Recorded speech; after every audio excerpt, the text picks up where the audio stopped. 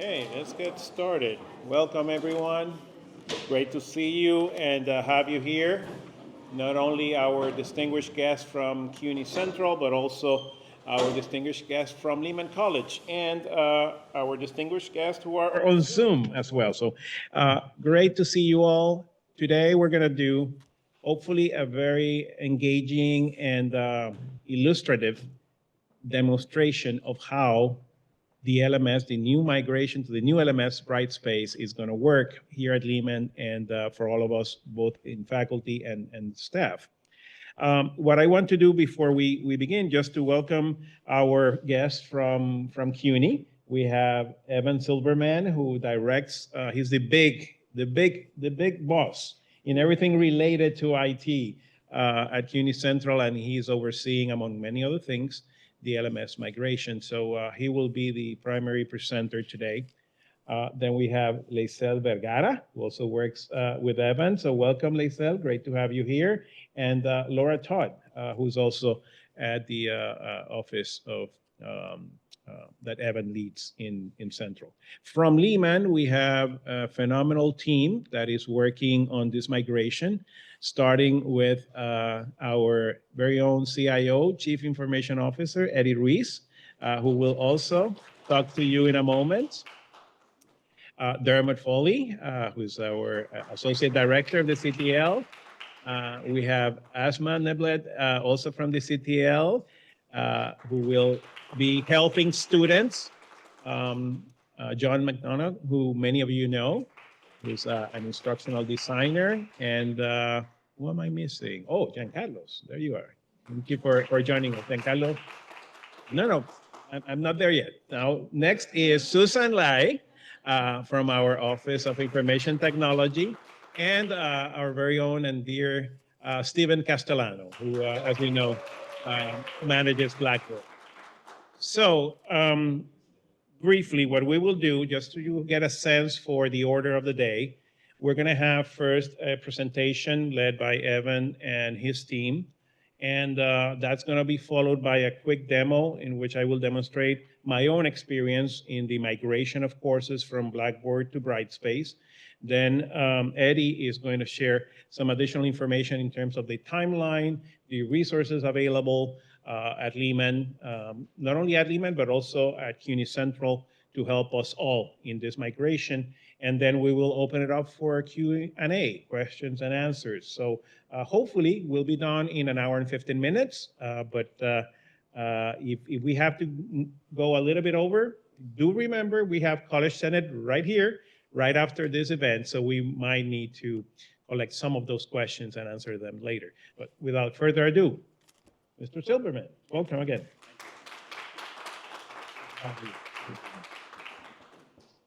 Hi, everyone. Great to be here. My name is Evan, and again, I'm the Interim Chief Academic Technology Officer for CUNY, and I'm leading the LMS transition. When your provost invited us to Lehman to join you to speak about this transition, we responded with a resounding yes, not only because we wanted to see this beautiful campus and be here with you in person, but also because the partnership between our team and your team in implementing and bringing you this new learning management system is critical. And I think what, I hope you heard as this sort of plenary is opened, and what you see is this large group here who's supporting you in this transition. And we've just finished moving 14 colleges to Brightspace. And the feedback we had on a recent survey from those faculty was extremely positive about their experiences using Brightspace to teach for the first time. And the students' experiences have been really good, and it's been very well received by those students. So we're excited to be here because of the potential that this learning management system has for your students, for you, and for your community. We've gone ahead and we've met each other. There's one more person who's on the screen who you didn't meet, Krafen Spausen, who is responsible for academic technology as part of the IT department. He also is quite an expert in learning management systems, and he's joined us today for the Q&A portion of this presentation. The people who aren't in this room are the D2L team. D2L is the company that owns Brightspace, and we've worked very closely with them to ensure a successful transition. And there are others on the screen who are behind the scenes who you aren't meeting today, but there is a large contingent of individuals, not only here in this room, but across the different groups of this university who are supporting this and are here to help you succeed in using this new LMS. So as I mentioned just a moment ago, we're really not only excited to be here with you, but we're excited about the potential of this new learning management system. We're excited about it because we think it can help us realize this vision of enhancing your expertise with the LMS to optimize student learning outcomes. And I'm sure you've heard the term, improve and optimize student outcomes before, but what we really think this means is that with Brightspace, it enables you to enhance how you teach and to enhance the student learning experience, because the tool set provides a very capable set of features that allows you to create meaningful engagement, provide timely and relevant feedback, and to communicate with students with ease. It also will help you to manage some of the administrative aspects of a course in a system like this so that you can spend more time with your students. And we hope to show you some of those features today when Laura does her presentation. Brightspace is one of the most popular and fastest growing learning management systems in the higher education space. It is built for accessibility to be accessible to diverse learning populations. It is designed with engagement in mind. And one of the unique things about Brightspace and the contract we have with Brightspace that we're really excited about is that we have 24/7, 365 support. So anytime you or your students need help with the learning management system and your local team, who we know is exceptional, is asleep and not available, you can connect directly with D2L and you can ask them for help through a chatbot, through email, through phone, through speaking with a live agent. And I think that's remarkable because it's there whenever you need it. And we've used it a lot during this transition, and it's a really great service. It's built to be a modern environment that's forward-thinking and has an intuitive user interface that allows you to create templates for your content so you can develop standardization across your courses so things look and feel the same as your students engage with those courses. So those are some of the things about Brightspace that we're excited to share with you. And I want to take a step back and talk about the overall transition, just so we're on the same page as to what's happening. There's 4 transition groups for all of CUNY's 25 colleges. Lehman is in the 4th transition group. So in the spring semester, you will begin working in Brightspace to work with courses we've migrated for you to prepare them so you can start teaching in Brightspace in the summer. We're here ahead of that to give you an early look, but as we know, your support teams have been working diligently to prepare well in advance of the spring. And one of the reasons that they chose to be in the final cohort is to have that time. I keep talking about support, and I'm intentionally being redundant in using that word because we have developed not only a training and readiness plan that we think is comprehensive, but there are multiple ways to engage with learning Brightspace and using it in the real world. For students, as I mentioned earlier, we've heard and our experience has been that for students, adopting Brightspace is rather easy and straightforward. But for students, we have created a Getting Started in Brightspace orientation module, series of lessons that we've made available to all colleges, and that your colleges can adopt and provide and enroll all of the students at Lehman so that they can participate in that course. We've created student guides and FAQs that we've adopted from other colleges in some cases.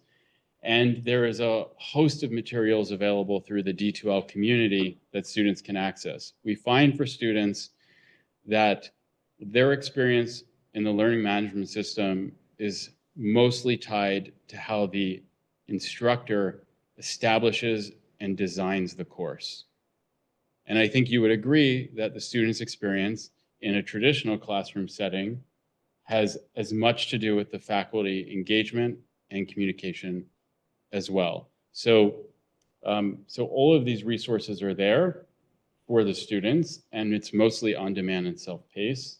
And for you, we've developed similar resources. We have developed a Getting Started checklist, which is on our transition website that gives you foundational steps that we believe if you complete will help prepare you for this transition. We have created a robust set of FAQs that you can access again through a chatbot on our website directly. We offer live training that is continuous, that will be continuous through the spring, that Laura over here is leading. And we record all of our trainings. And over the next few months, we're developing even more resources that we'll put on our website for you to take advantage of.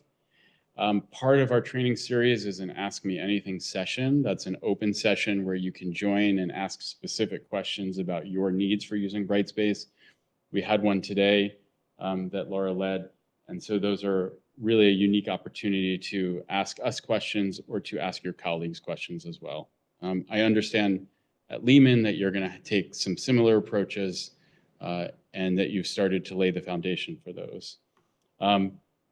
If you go to the CUNY IT Help Space, which is the central CUNY IT Help Knowledge Base, which is provided by CUNY, you'll find over 70 articles on Brightspace.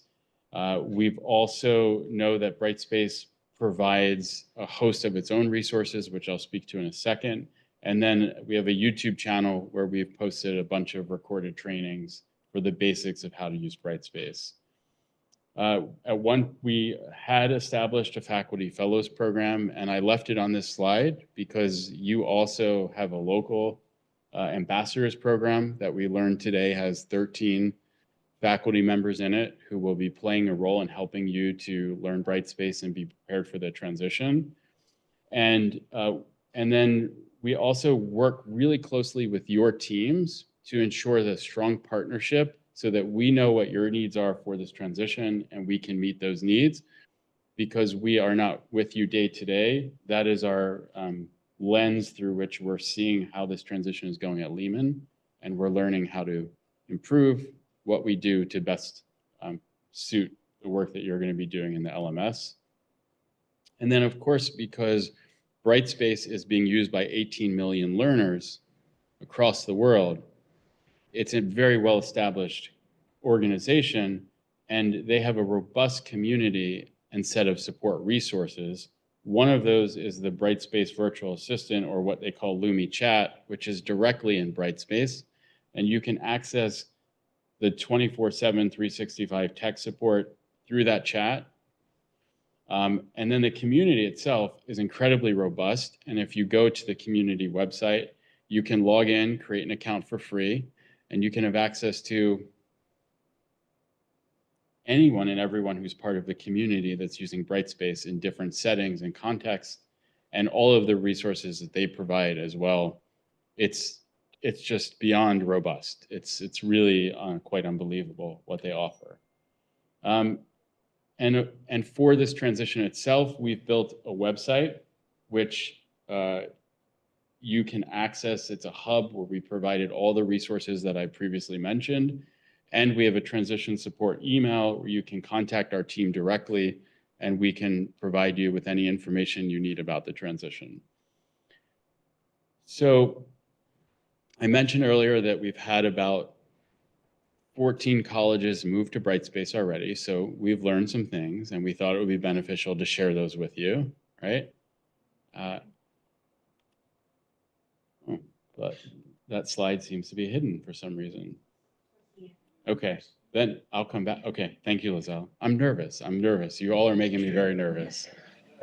Okay, so I just wanted to show you this slide so you know that the general governance model behind this transition and how we make decisions about this change, but also to represent that this transition has over 225 people who are actively engaged in it. And that is the way we've built this is by having a team of individuals at each campus who we work with. And through our governance groups, we have dozens and dozens and dozens of representatives across the institution who provide us advice and input and guidance as big and as small as wanting to change a default configuration setting in the gradebook. So a majority of the decisions we make, we source input from this community because we want it to reflect the needs of this community. We don't presume our team has all the answers. And we work across multiple streams. This is just to give you a sense of the different type of work that's happening on this project. I won't go into great detail on this because it's not as relevant for today. But one thing I do want to speak of, which is a significant focus of this transition, is course migration. So as part of this transition, we are migrating up to 525,000 courses for you automatically. Your provost is going to show you his migrated course as part of this transition. And the reason we did that is so you don't have to be concerned or take the time to rebuild a course in Brightspace. A migrated course might need some touch up. You might decide to revise it fully, but it's there as a starting point for you. And in this course migration, we're moving content, not student data.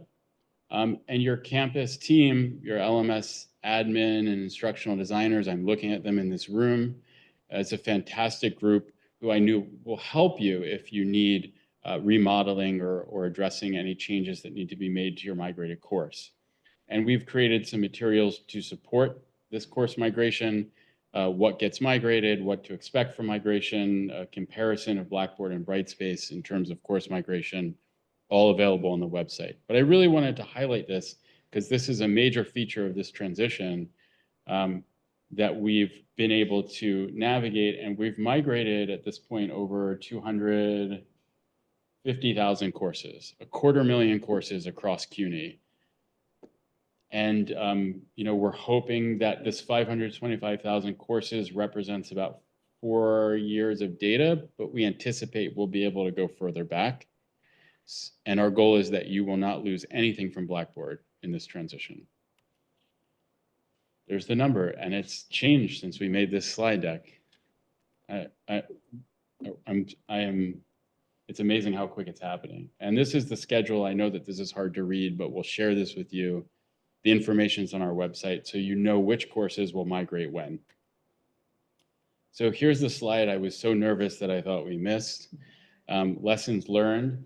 I'm just gonna kind of let you read this, but a couple of the things that have been really remarkable to us, which I had alluded to at the outset of this presentation, are that we've found that once the faculty who've transitioned have started using Brightspace, whether it's to work on a migrated course or teach, it has really given them a level of comfort that really helped to manage the nervousness around doing this. So we found the best way to reduce anxiety around this transition is to just put your hands on that learning management system and start using it. It really is the equivalency here of moving to a new house. If any of you have moved in your life, you will know that if you move from one house or one apartment to the next home, even in the most similar of context, it's still a learning curve. Where is the kitchen light switch? How do I turn the stove on? Now I have an electric stove and I used to have gas. How does that work?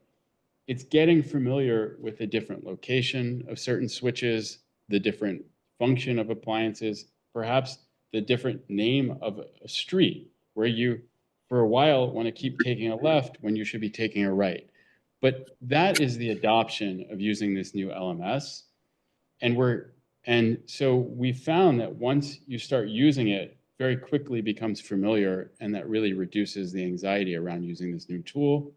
And it is really true here that practice does have a great benefit. So start early, you already have access to Brightspace. We've also found that students, there have been very, very few issues with students using Brightspace. And we were told by all the experts, we said to them, we're so worried about students, we're really concerned about students. And we were told, your students will be okay. And all the transitions D2L has done, they told us, your students will be okay. And we've really found that to be true. And that's amazing because it really, for students, we have seen it is a seamless transition. And so those are some really significant takeaways that we've had after 14 colleges moving to this. And we believe you will have the same or similar experiences as well. That being said, when we discussed this presentation with your team, we really centered around the idea of what is the potential of Brightspace and how is it truly differentiated from Blackboard? And so in this demo, we're going to show you 3 features of Brightspace that we think set it apart and also demonstrate the potential of this, the ways in which it can be used to really create the type of learning experience that we stated in our vision for this transition. So we'd love to hear your questions. At any point, feel free to ask those questions. And we're here to answer them, but I'm going to turn it over to Laura. And perhaps when Laura's done, we can pause and see what else you'd like to know. And while we have it open, right, we're on track, right? Okay, great. So I'm going to kind of piggyback on that great analogy from Evan. Thank you so much. We moved houses, we're in a new house. And here's the best news. Your realtor is now telling you, you don't just have a great kitchen, you have a chef's kitchen. And we just need to learn how to use that. And we don't just have a pretty backyard, we have an in-ground pool. And we don't just have a nice living room, we have an in-home theater system. So we need to get excited about the things in Brightspace that are a step up from what we're used to in Blackboard that's really going to help us connect to our students better, help our students get more engaged. And I'm super excited to present these things to us. So get them here. All right. So let me just share this screen. I Sure. think I'm not sharing it yet. And I will say this, I'm not even doing this presentation in my role as a trainer. I'm not doing this presentation in my role as an instructional designer. I am an instructor. I am an adjunct professor. I'm not going to tell you about any tools or features in here that aren't genuinely cool, that I don't genuinely believe are going to help students feel like their learning environment is much more rich than they're used to, much more conducive to getting help from their instructor, to understanding course content. So that's what we're here for today. Yeah, that looks good. So, okay, great. So here we are. In one way, one could go into Brightspace, how it could look. I always have to kind of start off my demonstrations explaining that because of my role here at CUNY, it's intended that I can help pretty much anyone out. So I have the CUNY Colleges widget with all of them, but most likely, if you are just an instructor of record here at Lehman, you would just come in on the Lehman page. So we can see what that looks like really quick. Just pull it up. And here we go. So here is the Lehman branding, of course, for Brightspace. Looks pretty sharp, very nice. It's the big thing about Brightspace is they're very into clean aesthetics. So I am going to take moments during this to point out some things that might not be intuitive to click on, that might be a little bit of a struggle learning where those light switches are, if you will. But let's take a peek at a course that I built for demos, and then I'm going to show you your new in-home theater system, your fancy in-ground pool, and your chef's kitchen. So let's get into that. All right, so here we are in a demo course that you would see me use in any of the workshops and presentations that I give. The first thing I want to talk about is video notes. That is a really great way to hit our RSI, to really have that instructor presence in a course.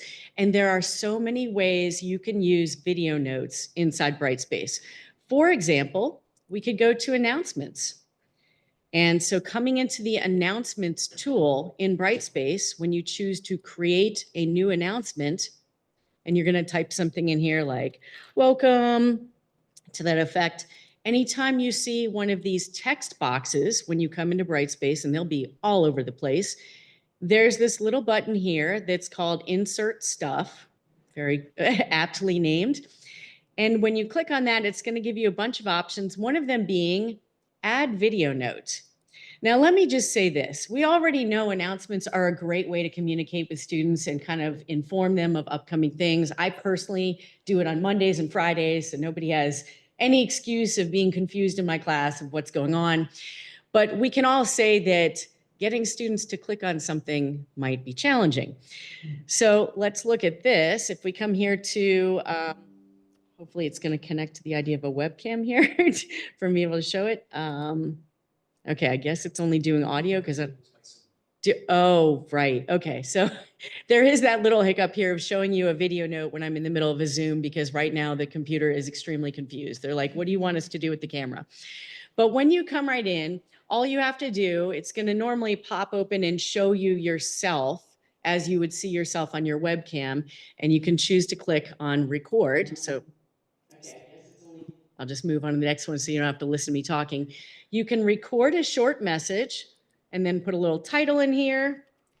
For accessibility purposes, we are recommending that people always mark the language that they used and check the box for captions to be generated to make sure we're supporting all of our students. And then you just do next and inserts. And now it is in the process. It takes like a minute or two to actually populate it with your video, but it's in the process of creating a little video note in here. And instructor to instructor tip, if you happen to be a pet owner, if you have your pet in the thumbnail of these little video notes, yeah, the students are going to click on it. They're just going to be curious. The video notes feature can go up to 30 minutes. We all know nobody's got that kind of attention, so I would probably not recommend doing a 30-minute video, but just think how great it is if you can be sending out an announcement to your students Mondays, Fridays, talking to them about what's going on in the class in the form of a video. They're seeing you, they're hearing you, they feel like you're a real human, even if it's 100% online class and they're never in the same room with you. And having that kind of connection to your students is going to make them feel a lot more comfortable approaching you when they have a question, a concern. They're going to be less shy to be like, I don't understand what went on this week. So I encourage using video notes in your announcements to help connect better to your students. And it's a great example of meeting that RSI. And you would just kind of go down here and publish it. And right now it's only showing it as an audio again, because we're in the process of doing a Zoom. So it's very confused right now. But you can certainly insert a video note into your announcements, and I highly recommend that. So that's one way you can use it. Another way that's going to be helpful for getting students engaged with each other, what about we have them do video discussion boards? How great is that for a 100% online class for students to actually see each other, hear each other? They feel like it's much more like a real classroom. They feel more invested in their learning and connected to their classmates. So as an example, a student can just come down here to the introduction discussion board. The student would say, oh, time for me to start a thread. They can put a little thing in here, hi. Once again, that good old insert stuff button is right here. And I'm not going to go through it all the way again, since obviously there's going to be a hiccup here, but it's just a matter of clicking on add video note. And ordinarily you will be getting a video actually recorded here. You would just click the recording, stop it when you're done. And then students can post a video note and respond to each other. And this is also great too, because if anyone's ever used Kaltura with Blackboard and how clunky that tool is, oh boy, this is fully integrated into Brightspace. There's nothing you've got to download or install or anything like that. It's very seamless. It's perfectly accessible. With the captions, of course, we're going to be meeting the needs of our students who are visually challenged and would need to use a screen reader to read those captions. But it's just a really great way to connect your students and to help them get more interested in connecting to each other. So discussion boards would be another way. And my third thing I'm going to do to show you how to use video notes before I move on to the next cool tool in our new house we just moved into is you can use it to provide feedback to students as a video note when you're grading something. So let's say we come in here to quick eval, which is sort of like Brightspace's version of needs grading from our Blackboard days. And we might come in here and see, oh, I need to grade a discussion board. There's a new post here. Let me come in here and grade this.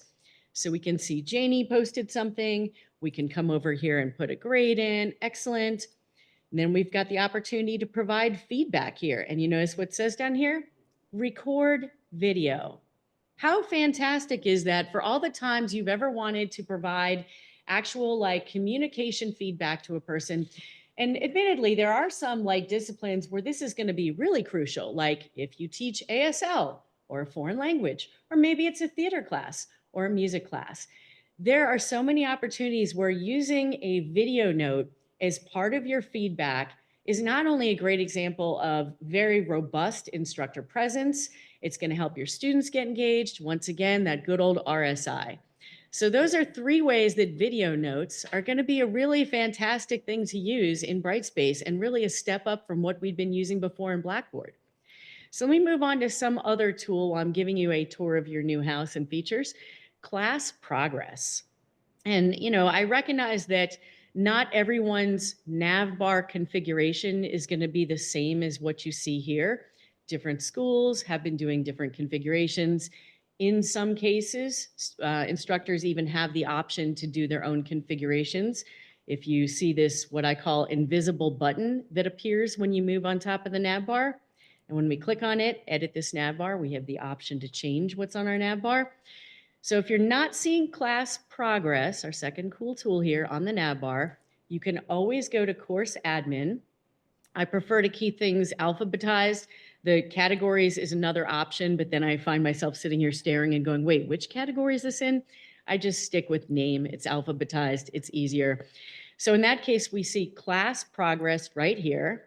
And when you click on it, that's going to give you a great visual representation of how your students are doing. So instead of just looking in the grade book and seeing there's a 0 here, there's this score here, it's actually giving you something you can look at with heat maps, with graphic organizers to really make it click in your head of like who is struggling.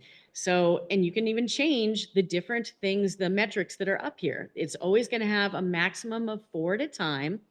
But if you come up here to settings, and you can pick any of the ones that are currently displayed. Like you might be saying, I don't really care that much about objectives completion. I'd like to switch that for something else. So let's go to replacement.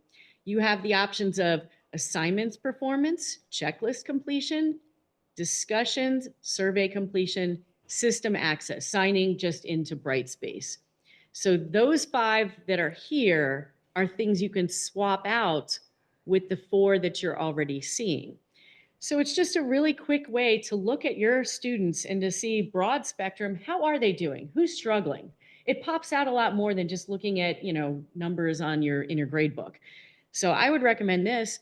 Plus, there's the great feature if you're wondering like, well, what's going on with the demo student B here? Let me drill down into what's going on here. You can click right on that student. And it goes right into that student with all these other different criteria you can investigate. What's going on with the grades? What's going on with the assignments? How are we doing on the checklist?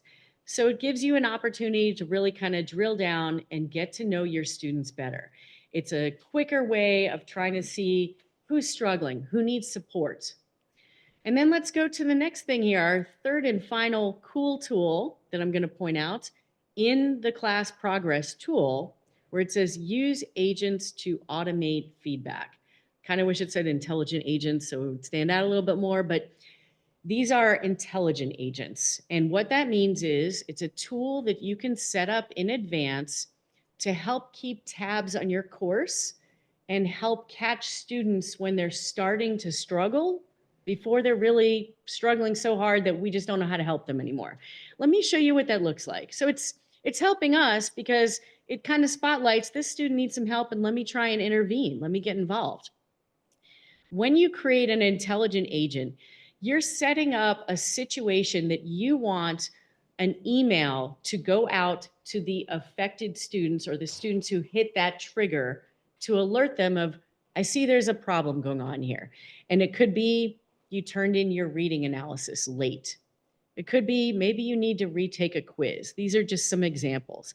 It could be that you didn't turn in an assignment, or maybe you haven't been in the course in 7 days, which is a lot.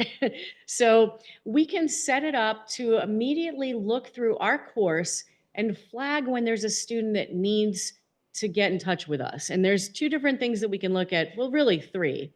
Here's how it looks when you're setting up an intelligent agent. And one thing I want to point out here, whether or not this works with your teaching practice, I'm showing 2 different things here. You can see we've got 2 intelligent agents set up where there's a number at the front, and that was recommended by D2L because otherwise, as you create your intelligent agents and give them titles, it's going to automatically alphabetize them for you. And you might feel like the order it ends up alphabetized isn't really making sense for how you like to send them out in a semester. So perhaps if you know in week 1, the expectation is all of your students are going to participate in the introduction discussion board, and they got to get that first video note post in by Friday at 11:59 p.m., you might choose to set up an intelligent agent to alert students that, hey, it's Saturday morning and I notice you didn't do your first post. So let's see what that looks like. We can set up the intelligent agent and we can put a comment in here like, let's see, first post intro discussion board. Okay, so that's our title to ourselves. We could put a description here if we felt like we needed to jog our memory more on what that was. Categories, you can choose to create categories for intelligent agents as you create more of them, just so you don't have a big jumble of them on the screen. But for this demo, I just only have 4 on the screen, and this will be 5. So I don't feel the need to create categories yet, but you could have categories that would be labeled like attendance issues, academic issues. You could certainly divide it up like that. One thing I want to point out, when you start creating an intelligent agent, it is automatically not checked as enabled. So make sure you check it. Otherwise, it's never going to get triggered and the wheels will never go into motion. It's just going to sit there waiting for you to tell it, yes, I want you to do this. So we click that agent is enabled and we go down here to scheduling. And the first thing it's going to ask you is, how often do you want this to go out? So it could be, if it's an attendance issue, it could be, I want you to check daily or weekly. If you haven't been in the course for 3 days, maybe you want them to check it daily. In this case, we're doing first post introduction board. And so we might say 1-time run, because we know when that introduction discussion board is supposed to be due. So we could just set it up as that. And we might even say to ourselves, okay, well, they're supposed to do their first post by the end of the day, Friday. So let's just say Saturday morning, if they haven't done their first post, I want an intelligent agent to reach out to my students and go, hello, you forgot your first post. So we can certainly set it up for frequency and your date and time that you want to go out. And then we get down here to criteria. And we can see you can choose, is this going to be looking at everyone that's in the class? And if so, you would check that, all users visible in the class list. Another one that's kind of cool, users with specific roles.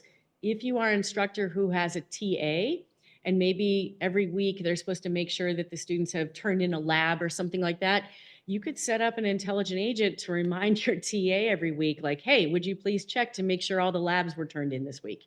So you could just choose, I wanted to go out to my TA.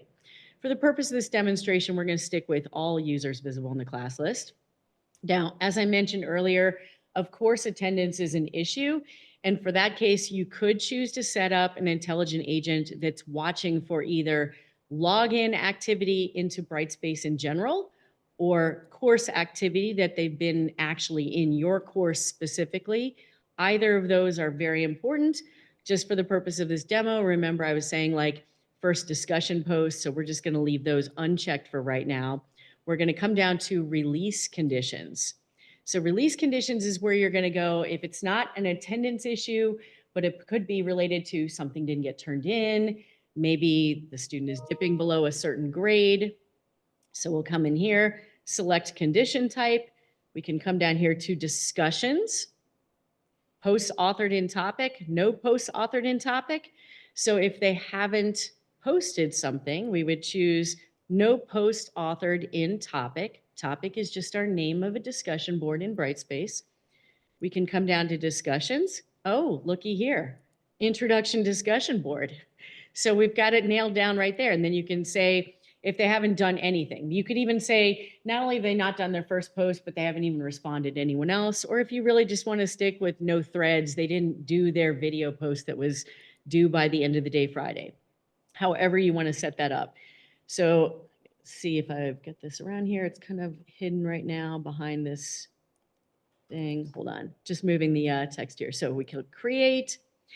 And now it's marked off as this intelligent agent understands that they are going to skim through your course on October 12th at 8 a.m. looking for any student that hasn't turned in their weekly discussion introduction, their first thread, their first post. So we've got all that nailed down, but then you're like, well, what are we doing about that? That's where you come to actions. So you can decide, take action only the first time that this is satisfied. And the other one below is take action every time. That might be useful if you were telling a student, you need to retake this quiz until you get above a 60%. You could trigger this or set this up to say, you still didn't get a 60%, so you need to retake it. So you could certainly have multiple emails go out. But again, for this scenario, it would very likely just be a one-time thing. And then you're going to come down here and check send an email when the criteria are satisfied. So this is the idea of once we can see a student hasn't turned in that post by Saturday at 8 a.m., they're going to trigger this to get an email. Now, what special email addresses can I use? Because you might be thinking, how does the computer know who this is going to go to? How on earth? They have replace strings, which is just a fancy way of saying, telling the computer that you're going to substitute initiating user here. You can put it right in here. Initiating user. It is going to, that's a placeholder for whoever triggers this. Their email address is going to swap out in here for initiating user and will be sent out to that student. So they will get the email. It's going to look for it. It knows. I do also recommend that you put yourself either in the CC or the BCC just to keep track of those, because there is the sent email inside Brightspace, just so you can always remember which one. Or, you know, as I say, have it sent to yourself and you can see a copy of it in your own email box. Then you want to put your subject in here. First intro post. And you can type whatever you want in here. But here's the best part. Remember what I started with my presentation. We're getting our tour of our new house with our cool new things. Video notes. You can put a video note in an intelligent agent email as follows. You can click right here and you'll see add video note. So that is an option as well as you're creating this intelligent agent and prepping it to send out to whatever students meet those criteria to get that email sent to them. You can choose to put a video note inside there. Additionally, we can personalize these emails so the students really feel like, oh my gosh, how did my teacher know that this needs to go to me? Where it says, what replace strings can I use in the subject and message? So here, when you click on that, it's going to open up initiating user first name as an example. We're going to copy that and we'll come in here and go, hello. And now when this email goes out, when this email goes out, sorry, I get too excited about my toys. This poor guy has to pull me off stage. When it goes out to people, they're going to see that, oh my gosh, it says, hello, Marcus. Oh, whoops, they know that they're on to me. I didn't do my post. So in conclusion of my demonstration here, all of these things are great new tools in Brightspace to get excited about, to really elevate the experience for our learners, to help them feel supported and more connected to their learning experience. And best of all, you can use these intelligent agents to send out notes of praise too, with a video note and your pet in the video. So there you have it. That's the stuff I wanted to show off today. Please feel free to catch up with me and any other coming workshops. I'm looking forward to seeing you guys around.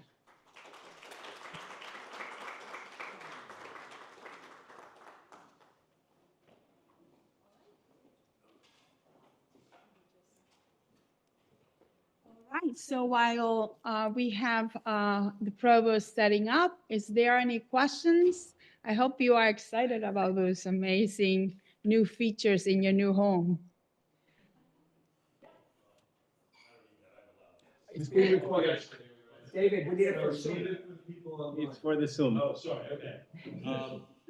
So I won't scream into the mic. On the video notes that you put into the announcements, can you type a text under the video notes also? Absolutely. Yeah. You can have the video, you can insert files, you can have links to other parts of your course.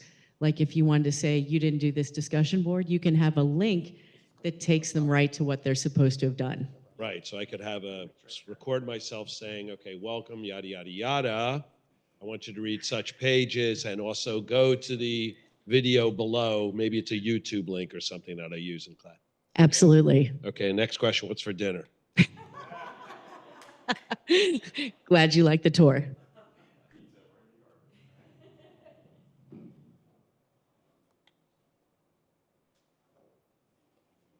There was a question in Zoom. Does the AI use my voice to say the student's name? No, it doesn't. No. No, it does not. There might be a microphone. When we create a video link, will it only show the screen of us talking or both? So the video note is just going to be doing a webcam to record you, your face, your voice. It's not going to be doing a screen share. You can, of course, record something with your computer of your screen and then insert it into the video note as well. But as it's set up right now, it's just using your webcam to record your face and voice, but not also recording your screen at the same time. Any more questions? When you're doing the videos for the students, can they save those videos? Because if you're giving them lots of instruction, because I type out a lot of things for my internship students and then I have them hold on to that information to use as a guide. So I was just wondering if I did a video, if they would be able to save it to refer back to it. It's going to continue to exist inside the course. So if it's feedback to a student on an assignment, when the student goes to their grade section, they'll still see that video note. If it's something inside an announcement, it will continue to exist there as well. In terms of like downloading and keeping it, there's obviously technology out there to do that, but I can't see too many students wanting to use it past the course. We're going to need to keep going because we have more to show you. Hello, when students reply in discussion boards using a video note, how do you grade that? Do you see any of typing or anything in the response? So you could grade it? Grade the discussion? You can absolutely see the video note conversation between your students on the discussion board, and it will show up in the grading section. Like when I demonstrated earlier, going to quick eval, instead of seeing what they write, you'll see their video. And you can even choose to comment in your feedback to them with a video. Okay, thank you. Can I use a rubric with the discussion board? Yes, you can. I always do myself. Okay, all right, thank you. Sure. Great questions. So we're going to move on, and our provost is going to show you his own class in Blackboard, and he's going to show it to you how it looks like in Brightspace. So first of all, thank you for the questions. It shows that there's a lot of interest in learning how to use this new tool, and this is just the beginning. I know it's a lot of information we're sharing, but we can take it one step at a time. And what I want to show you is that first step, using my own course as an example. So as Evan mentioned, there has been already over 250,000 courses migrated automatically. That means that you don't have to do anything. I didn't have to do anything for what I'm about to show you. It was automatically done. As a matter of fact, all of you currently have access to Brightspace. So I want to start by showing you very quickly how you can get into your Brightspace environment, because it is possible that many of you already have courses migrated. Not all, but there might be some courses that are migrated. If you don't have any course migrated, you can create your own dummy course or sandbox to play with the tool if you so like. But let me show you how it worked in my case. So I teach a course every spring. I'm going to be teaching, this is the one I taught last spring. This is the course in Blackboard, right? And as typical courses, they have a homepage, they have a section on course announcements. These are my announcements for the class. The way I distribute the content is by having a section dedicated to the syllabus and the schedule. Then I have a link to the textbook, which I happen to use an OER, an open educational resource. This is a Creative Commons licensed book on management. And then this is where the action really happens, on the weekly materials. So if you click here on weekly materials, you see that I've created a module for each week. Each of these modules, and let me show you one, for example, week 2, includes what I expect the students to do that week. So to-dos for this week, these are the learning objectives. This is the section of the textbook I'd like you to read. These are the directions after you read the chapter, respond to these questions on the discussion board. I add a video that shows what is a SWOT analysis, which is part of the class, and also a PowerPoint presentation on the subject of the class. But I also have, in this particular week, I have an assignment. So I also incorporate an assignment within the module, and something I do all the time is I always record my class on Zoom. Even if the course, as this one is fully in person. I do record it for the benefit of those students who might not be able to attend a particular class. So what I do is I insert the recording in the corresponding week. For those students who didn't or were not able to come to class, if you click there, it will automatically take you to the video recording. So they can watch the entire class. So that is, oops. There we go. There. So that is part of what I include in my class. I'm not going to go through everything else, but that gives you a sense for how I design my course. Now, let's look at what Brightspace or D2L did to migrate this content into the new LMS. So this is my course on Brightspace. Right? It migrated. And as you can see, first thing, of course, you notice is much more aesthetically pleasing and pretty easy to navigate. It migrated my section on the course syllabus and schedule. So I just click there and you will see that the syllabus is right there. I can download it by just clicking it. It's a PDF. Same with the course schedule. If I go back, you will also see that there is that section on the weekly materials, again, where most of the content is. So if I click there, the weekly materials, I will get also every single element of my content was migrated, and it was put in the order in which I created on Blackboard. That includes the link to the web page. It includes the assignment, whether it was recorded, the recording, also the link to the same recording I showed you, the PowerPoint. Pretty much everything that I did on Blackboard has transferred to Brightspace. And you know how much effort I have to put on this? Zero. None. Of course, now I see it and I compare and contrast with other templates I have seen that I believe might be better for my students. So for instance, one thing I am contemplating doing, and Laura just explained me how to do it, is to take those weekly assignments and create a box or a tile, you call it, right? Yeah. So instead of having, say, a single tile for all my weekly materials, I can create a tile for week 1, week 2, week 3, week 4 with the date. My son is already on Brightspace. He's a CUNY student in one of the colleges that migrated already. And he tells me, and I would agree with him, it's much easier for him if he just knows which is the week he has to go to, which is the date. He clicks there, and it automatically takes him to the content for that week.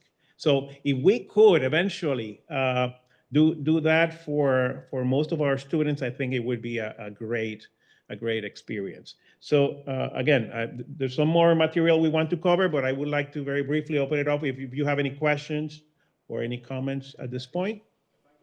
Sure. I could just add to this that you have complete control over your course environment, that you have the ability to configure the menu bar, to configure the home page, and to manage the layout and organization of the course from top to bottom.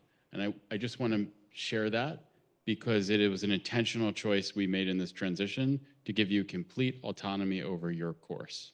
You can choose which tools show up and which tools don't show up. It's all based on your decision and your design. So I just want to share that with you because I know it was a lot.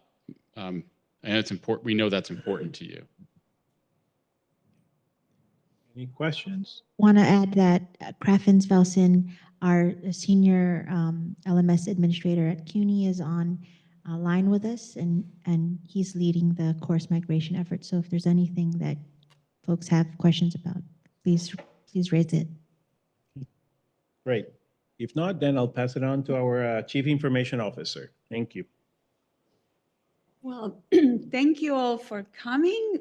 This is great. And thank you to our CUNY colleagues for coming as well. And hello to all of you that are remotely. So my task is to give you homework. What did you think? That we're going to be talking about LMS and I give you a homework? All right. So I'm going to begin by showing you the website that we have created here for Lehman. And let me just say, just in case you don't need to remember the URL, you can access it by going, if you're a faculty member, to go to the faculty and staff link on our homepage. And right here, Brightspace with a coming soon, you will see a lot of signs and posters all over the place. Our AVP for Communications and Marketing is working on that, and he worked very closely with our web team to build this website. So I just want to show you briefly, this is our hub. We ask that you check this and that you check it regularly, especially when we start our migration. But most important, what we want you all to be is a master of Brightspace. We want you to master Brightspace, just like Laura has done that. She did a fabulous demo. And so we are giving you all these resources that our colleagues put together. And there are 3 easy ways for you to do that. And the first one, and we want you to start doing this now. This is why we're having this kickoff meeting now, because we want you to get a head start. We were strategic in going to group 4 because we wanted to give Lehman this space. Since we have been working in a lot of great initiatives, we wanted to give you a break so that you now have the time and the ramp to really be able to be very successful in our implementation. So the training that was mentioned earlier is right here, the link. They are offer, and Laura is one of the instructors, and she just invited you to take them. So I suggest you do. In addition, they are recorded and they are on demand. So you will be able to even see those that have already been done. Then during this semester, our implementation team have been doing LMS admin training, train the trainer sessions. So we are building an infrastructure here and a support to help you. You are not going to be alone. So we are building capacity to be able to help you, especially when we go live. Now, I'm going to test you. When are we going live? When is the teaching semester? Summer 2025. And that's the first semester that you're going to be teaching in Brightspace, and fall, of course, is going to be the big one.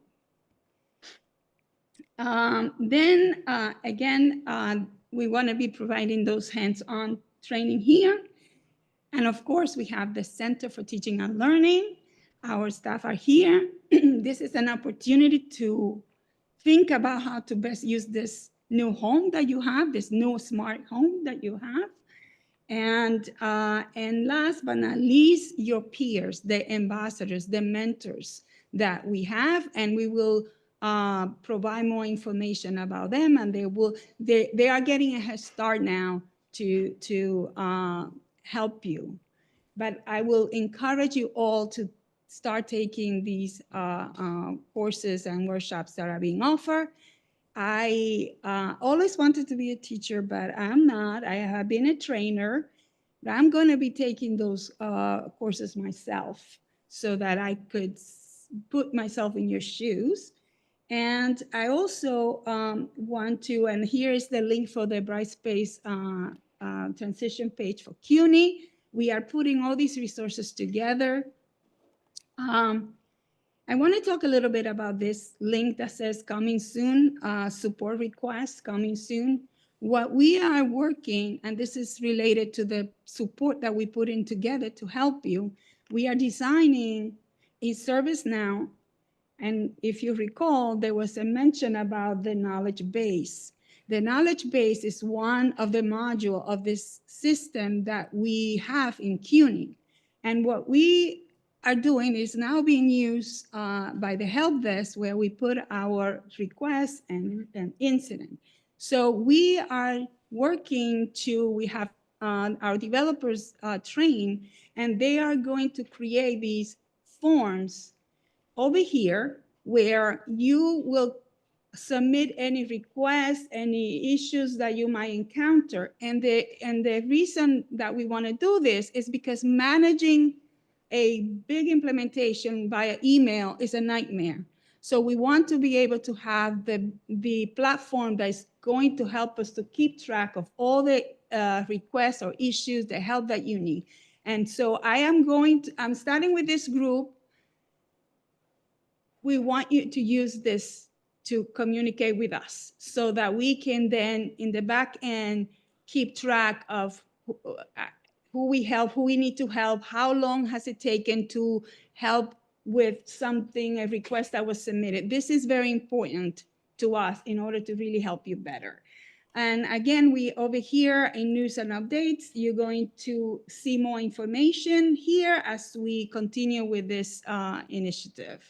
And faculty resources, a great job done here by Richard, the AVP for Communications and Marketing, to curate all of these also little videos that you can watch and learn more. So with that, I'm going to end my conversation here to open it up for more questions. Are there any questions from our colleagues in Zoom? And same over here. Thank you.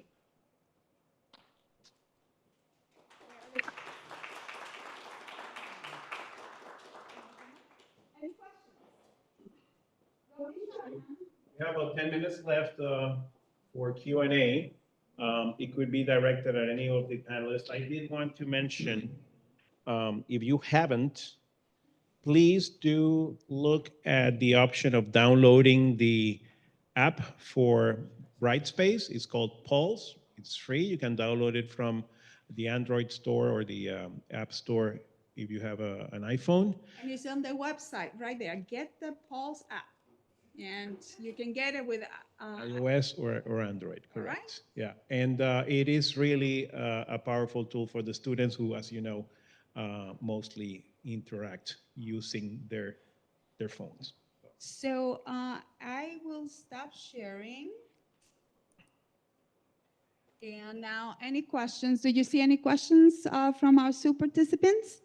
Zoom participants? Hello, guys. See me here?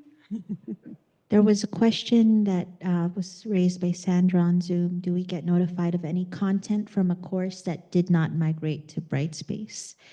And so the automated migration process is being conducted on a schedule. We start from the term you're scheduled to launch and go backwards. And it's the schedule is on our transition website. We have again migrated over 250,000 courses. The failure rate is approximately 0.08%. Craffins, you're on the call if you want to add to that.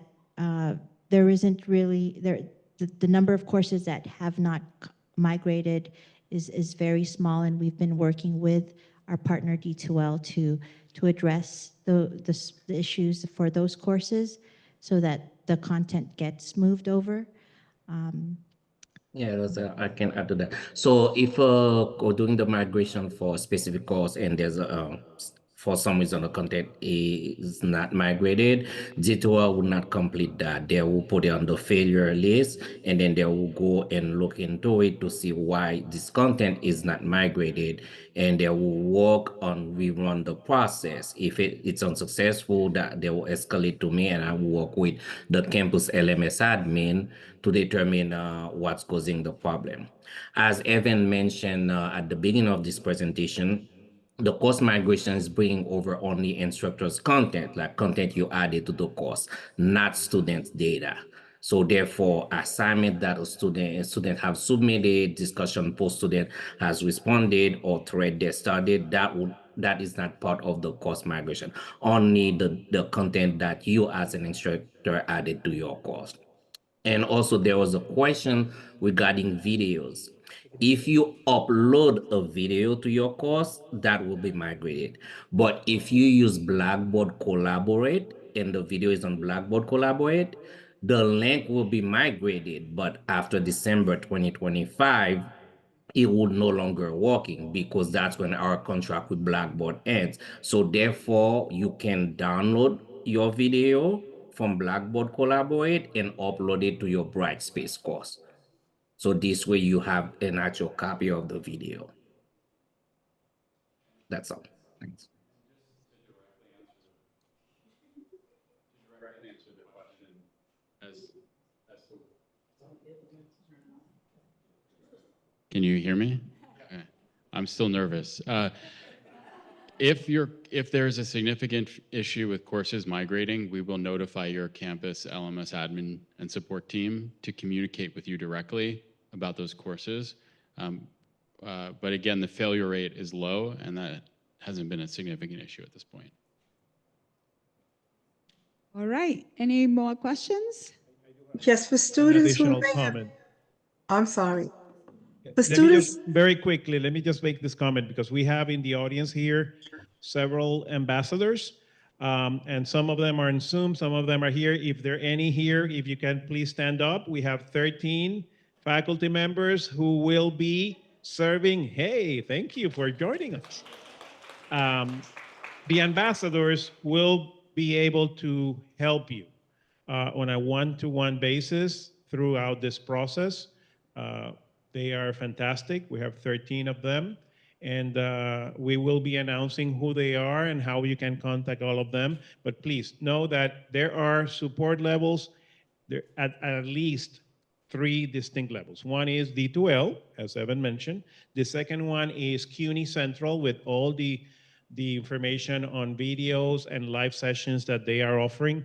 And also, of course, right here at Lehman, which is in person, face-to-face, or via the trainings that we're conducting. So going back to the question from the audience. yes, for students who may get an incomplete, once the Blackboard is migrated into Brightspace, how would that affect the grade? How would we input their grade? Yeah, so just as a reminder, Blackboard goes away December 2025. You'll be teaching in Brightspace in the summer, so you have a full semester of carryover.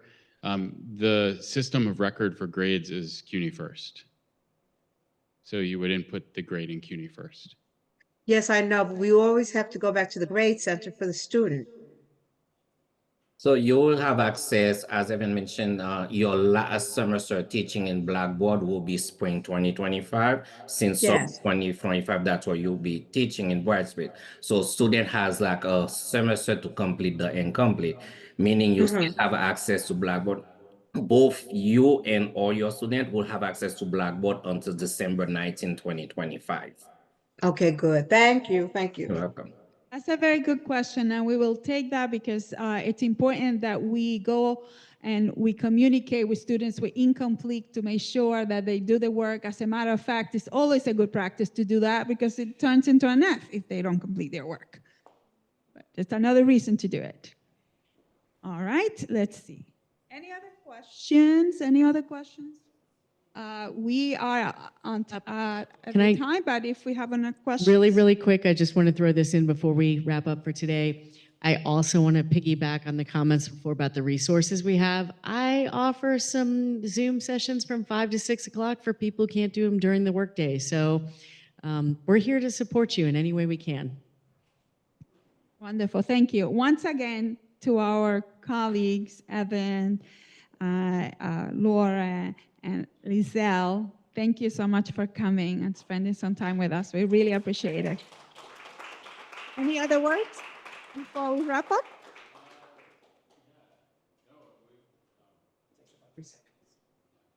Thank you for your time and your commitment and your investment and your interest in being here today is really fantastic. We're here to help you succeed, and we know that this will benefit students, it will benefit your teaching experiences, and we're really excited about the journey ahead. So thank you for the opportunity to have this conversation, and thank you to the Lehman team for your tremendous support and partnership. It is through collaboration that this will be beneficial. Last but not least, many thanks to the Lehman LMS implementation team. They've been working very hard for some time now, and so thank you.